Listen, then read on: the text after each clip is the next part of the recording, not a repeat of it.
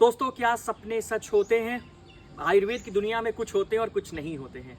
मैं आज इस वीडियो के माध्यम से आपसे बात करना चाहता हूं आयुर्वेद के एक ऐसे डायग्नोस्टिक टूल का जो अभी इस वक्त प्रैक्टिस के बाहर है, वैद्यों की प्रैक्टिस के बाहर है, पर फिर भी हमारी ओपीडी में जब कोई पेशेंट आता है और अपने किसी विचित्र सपने के बारे में हमसे शेयर करता है तो हम उसका विशेष ख्याल रखते हैं, क्योंकि आचार्य चरक हो या अष्टांग हृदय संहिता हो, वो सब कुछ स्वप्न को एक बहुत इंपॉर्टेंट टूल मानती है। फलित है या फलित नहीं है, आरिष्ट लक्षण है या नहीं है, इसका भी डिसीजन आपके स्वप्न से हो जाता है। कहते हैं कि मन, आत्मा, इंद्रिय, शरीर, इन सब का प्रभाव आपके स्वप्न में आता है। आपकी प्रकृति का भी ख्याल स्वप्न में आता है। किस प्रकार के आप सपने देख रहे हैं उसका बहुत कुछ अंदाजा लगाया जा सकता है आपकी शारीरिक और आपकी मानसिक स्थिति में। आचार्य जब राजक्षमा का अध्याय लिखते हैं, जब राजक्षमा के बारे में बताना शुरू करते हैं, उसमें भी वो मानस दोषों के बारे में बहुत बताते हैं।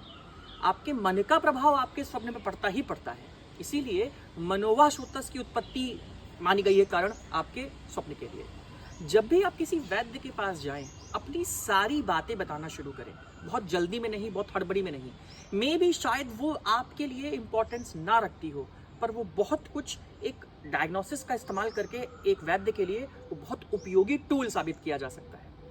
किस वक्त आपने सपना देखा है, ये मोस्ट इंपॉर्टेंट है। अक्सर हम भूल जाते हैं, पर कभी कभी कुछ सपने ऐसे होते हैं जब आप बहुत ही सुबह के वक्त देखते हैं, भोर के वक्त देखते हैं, या जब आप तुरंत सोते हैं तुरंत कुछ सपना देखते हैं। ऐसी सभी स्थितियों को नोट डाउन करिए और अपने वैद्य से शेयर कीजिए, क्योंकि आयुर्वेद में इसकी बहुत उपयोगिता है।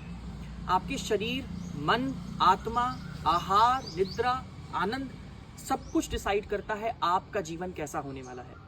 कहीं कोई आरिष्ट सूचक या फिर कोई बुरी आपदा तो नहीं आने वाली है। आपका शरीर, आपका स्वप्न, आपका मन सब कुछ गणित रखता है, इसका हिसाब किताब रखता है। दुनिया भले ही आयुर्वेद को सूडो साइंस बोलकर पीछे करने की कोशिश करे, पर इसके आचार्य, उनका आईक्यू हम सबसे बहुत हायर रहा है। छोटे छोटे टूल्स, जब पेट स्कैन, एमआरआई स्कैन और अल्ट्रासाउंड्स और ब्लड रिपोर्ट से जो चीज़ें आपको नहीं पता लग सकती, अक्सर आयुर्वेद की छोटी छोटी डायग्नोस्टिक टूल से आप अनेक गणनाएं साबित कर सकते हैं। इसीलिए दोस्त, हमारा प्रयास रहता है कि हम अपने वैद्य के रूप में अपने रोगी से संपूर्ण जानकारी हासिल करें और उनको एक ऐसी डायग्नोसिस दें जिससे उनका ठीक तरीके से उनका इलाज किया जा सके। आरोग्य औषधालय में ये सभी सुविधाएं बहुत ही विस्तृत तरीके से हम उपलब्ध कराते हैं अपने रोगियों को। मेरा ऐसा संदेश है इस वीडियो के माध्यम से उन सभी वैद्यों को जो अपनी प्रैक्टिस शुरू करना चाहते हैं, वो अपने रोगी से ज़्यादा कन्वर्सेशन बिल्डअप करें, सारी बातें लिखना शुरू करें और उसको देखें चरक संहिता में कि कहाँ पर वर्णित है।